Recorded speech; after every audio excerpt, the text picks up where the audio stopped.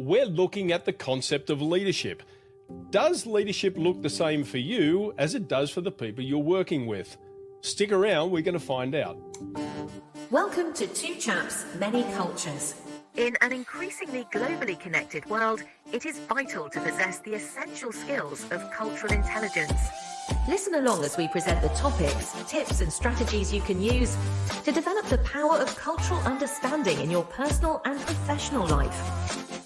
Here are your hosts, Höferle and Brett Parry. Welcome back. This is Two Chaps, Many Cultures, where we give you the absolute best tips around the culture of business and the business of culture. Today, we're talking about leadership, and stick around to the end. We're going to give you our top steps that you can take around your particular circumstances to learn what's the most effective way to lead in your environment. Yes, in global business, leadership styles are rarely the same, especially as you cross borders and cultures. You will find that how we lead and how we instruct and how we accept leadership might vary quite significantly. One aspect that is very often connected to that is the concept of hierarchy, the idea that power, influence, decision-making authority is layered and stratified, that there are people in lower ranks that have less decision-making authority and senior leadership has all the power. You may have also heard a term called power distance. That's where that comes from. So very often different leadership styles and different cultures are often pinned to that idea of hierarchy. And yet that's not the only factor determining how people lead. Because yes, the power might be stratified. It might be different levels of who has how much power, or it might not be. It might be very egalitarian and there are a lot of people who have the same decision-making authority. But how do these decisions get made and taken? And there is the one style that is consensus-driven, that everybody in the group gets to weigh in and essentially finds an agreement that everybody can carry through. Or the decision-making might actually be top-down, even though it could be egalitarian or hierarchical. So these are two axes on a diagram, so to say. You have hierarchy and you have decision-making patterns. And that often throws people for a loop when they cross cultures and they have to lead and find themselves in leadership roles that do not match the roles that they're familiar with in their home culture or in their last position. Absolutely. And think about where this comes from. This comes from your upbringing. It comes from the way that your parents brought you up, the experiences at school and other organizations you may have joined where you've learned an inherent style of leadership. And now if you are engaged, you don't have to actually move countries to do this. You may be engaged working with a company that is founded from another country or culture, and you have to learn the leadership style that exists in that organization. But if you do go to another country, you certainly have to learn it. And that's what we're talking about today. So we'll talk about a few different cultures where from our experience, we've seen this. We've worked with a lot of executives and leaders in our time where they've expressed to us frustration, just sheer exasperation sometimes in trying to understand the differences that they're seeing between their cultural style of leadership and the one they're involved in leading.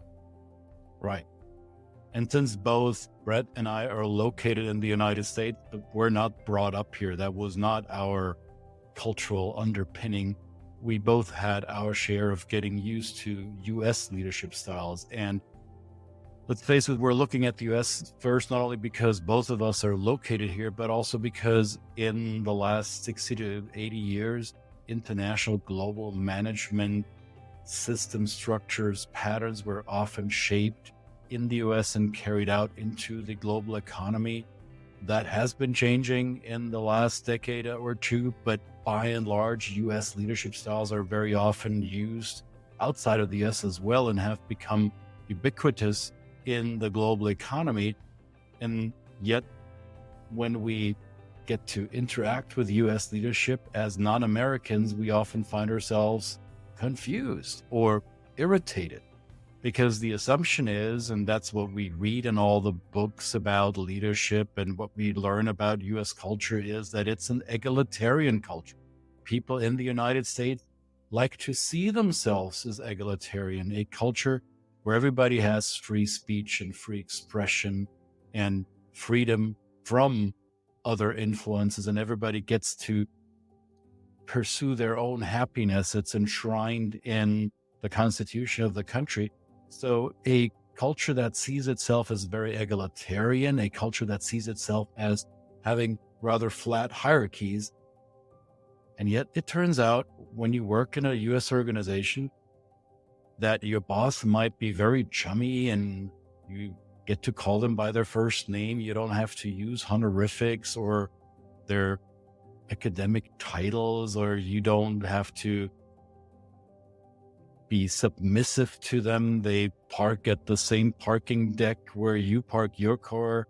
They shop at the same grocery store that you shop at, and their kids might go to the same school that your kids go to. And still, despite all that perceived equality, American bosses can be quite authoritarian or autocratic in their decision-making. It is very often a strong top-down decision-making, which is counterintuitive to the idea of egalitarian for non-Anglo-Saxon cultures.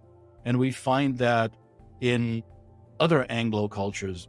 Brett, your native culture, Australia, falls into that flat hierarchy, but fairly top-down decision-making. The UK, Canada, they would all fall in that quadrant of the graphic, so to say, right? Yeah, absolutely.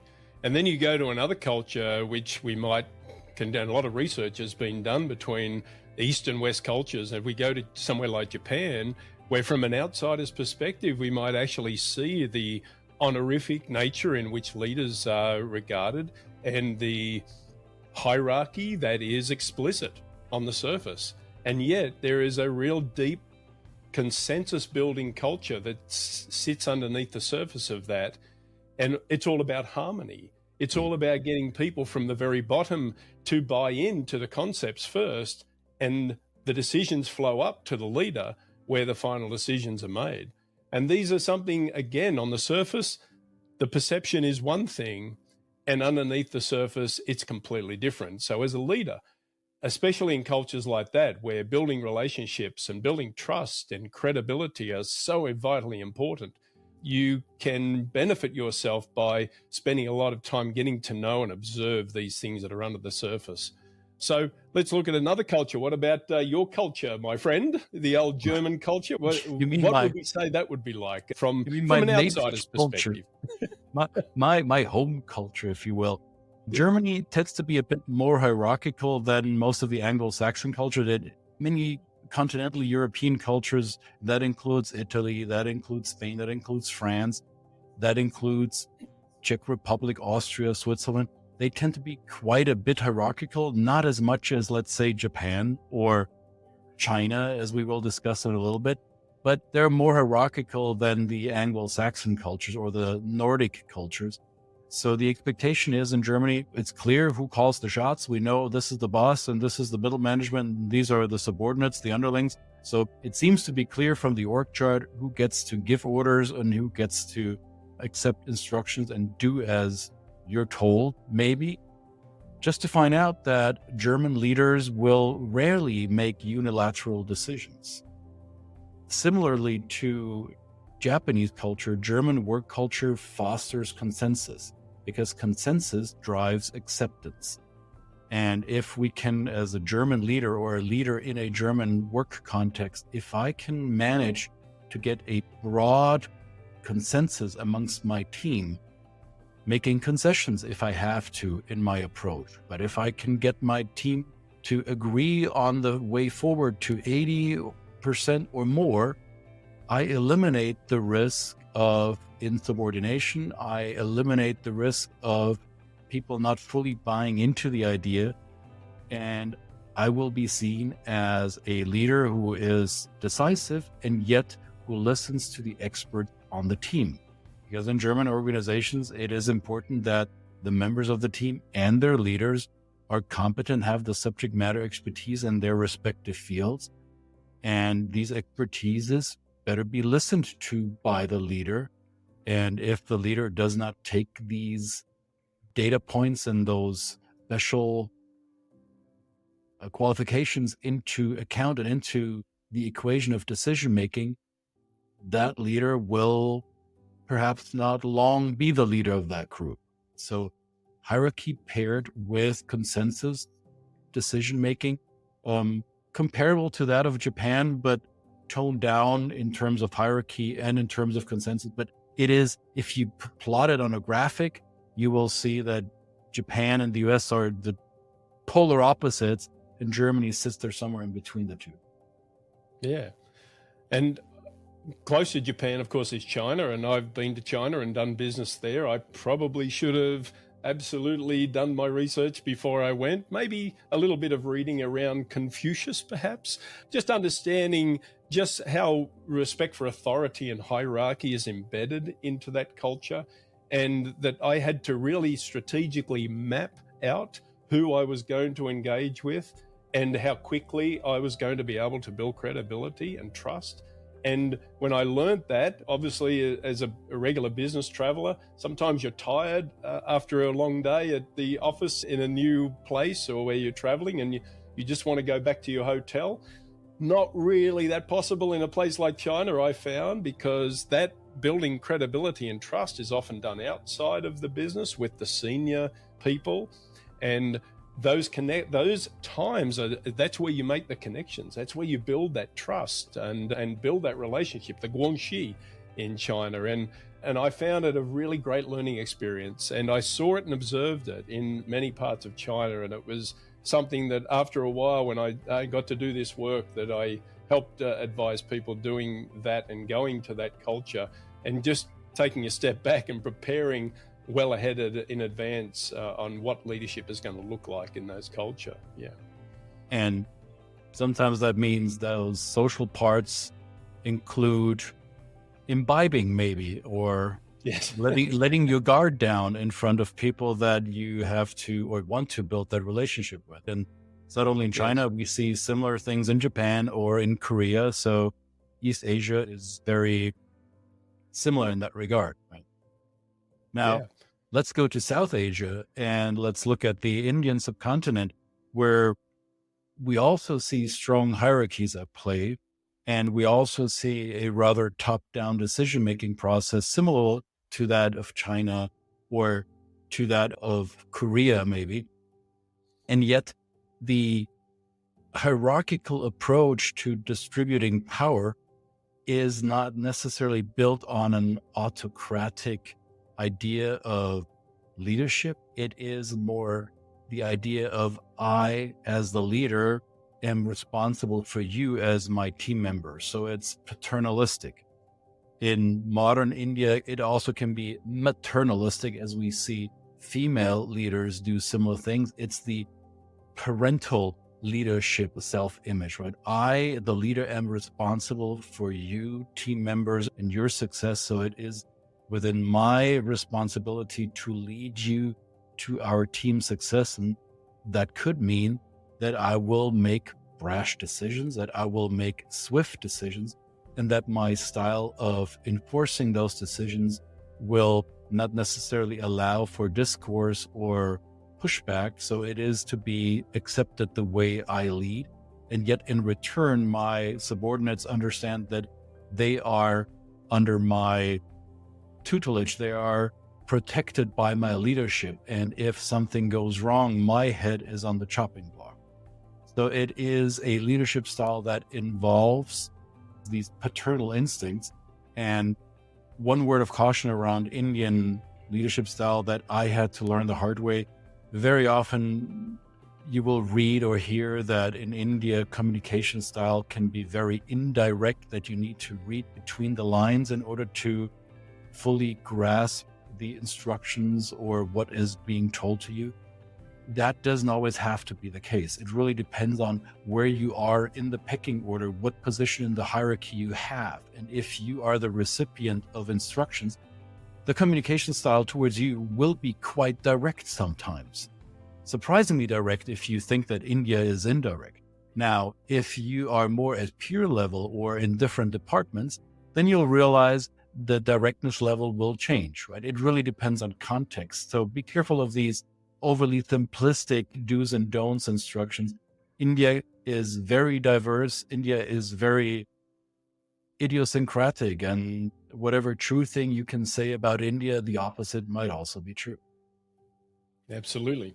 And another culture that is where we probably should question our stereotypes is Brazil, going to the South American continent, where we see a culture on the surface where people might think of carnival and party time, the laid-back Brazilian. And that's certainly true, of course, of all stereotypes. There's a certain amount of truth to it. But think about what it means for leadership. Now, of course, an outsider that comes from a very structured leadership hierarchy or framework, then they can be surprised or frustrated by what is perceived as a lack of structure and a little bit of a kind of, again, that laid back approach to time, what deadlines mean, the ability to change direction and refocus very quickly. And this is what makes for effective business in Brazil. And as a leader, you have to plug your style into that.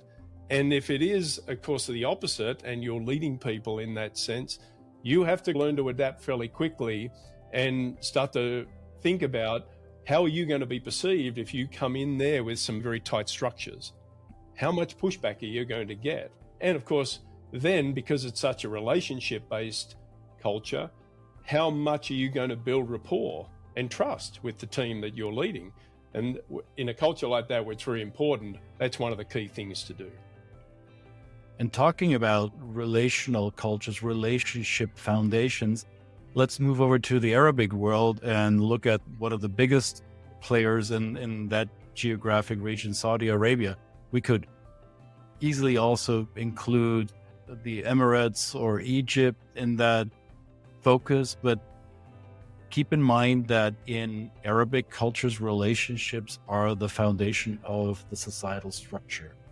In Arabic culture, you find that the trends to urbanization and to permanent settlement came a lot later than it did in Europe or in East Asia. So we're dealing with a society that has a different relationship to the land it occupies, and therefore relationship amongst leaders, amongst family members, amongst extended family, and the relationship between families is of critical importance. So the hierarchy that you also see strongly expressed in Saudi Arabia and other parts of the Arabian cultural macro zone is similar to India's, strongly paternalistic. The father, the benevolent father, looking after the family and taking care of the family, but making decisions very often in a top-down autocratic style, not often explaining the decision-making process or not having the need to explain it. The expectation is that it will be carried out. And as the Arabic world is morphing its core industry, which it has been for the last 3-4 generations, was petro and energy, oil industry, energy industry. That industry or that economic basis in the Arabic world is beginning to shift towards more tourism, to finance, to service industry. So we're seeing a change in industry, and with that, leadership styles begin to adjust. So depending on where you go in the Arabic world, it might be still more hierarchical like it is in Saudi, or you will go to countries like the Emirates or maybe other Arabic countries in the area where that has begun to, let's say, see more westernized and Asian influences. And yet be crystal clear, especially if you come from the Western world, like the so-called Western world, the Central and Western European, North American world, when you're dealing with Arabic culture, be mindful of these relationships, because the network in which they operate will be working to your advantage if you know how to plug into these relationship networks. If you are a respected leader coming to Saudi Arabia, you will be building your network, and you will ideally use people locally to help you build your credibility, to extend your network swiftly, which I think will get us to one of the 3 key takeaways for today's episode. You need somebody to take you by the hand, to show you things you wouldn't find by yourself, right? Absolutely. So we promise you 3 strategies, 3 key strategies you can use to understand and learn and be curious about the cultures you're going to. First of all, of course, we are cultural trainers. We advocate that you do some kind of cultural training to give you some insights into what are the most effective leadership traits in that particular culture that you're going to. And that adds to what we call your cultural intelligence. And we want to build that as we go through, because remember also that you may go to another culture or be involved in a company that comes or is based or has a DNA from another culture, and you may already be still working with a diverse team. So even understanding how these variations show up for those people is going to be important. So we got a couple more. What are the final 2 there, my friend? If at all possible, yes, get the training. Yes, please. And Brett and I will always advocate, if you don't get anything else, get cultural training and educate yourself, read, listen, watch as much as you can about the culture that you're entering.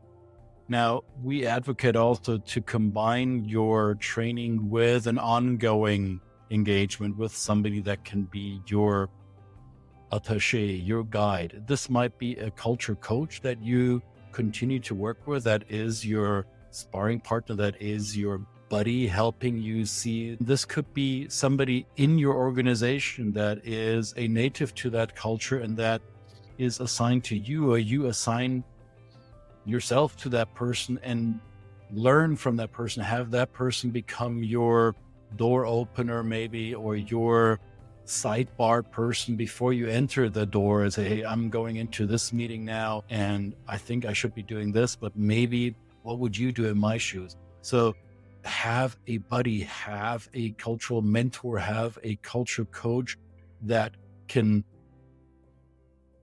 continue that journey with you, so you can actually practice what you learned in training or what you taught yourself through literature and self-study, to actually put it into practice. Absolutely. One of the last things, of course, the 3rd step in this would be to use what we encourage people to do is active humility. And humility invites feedback.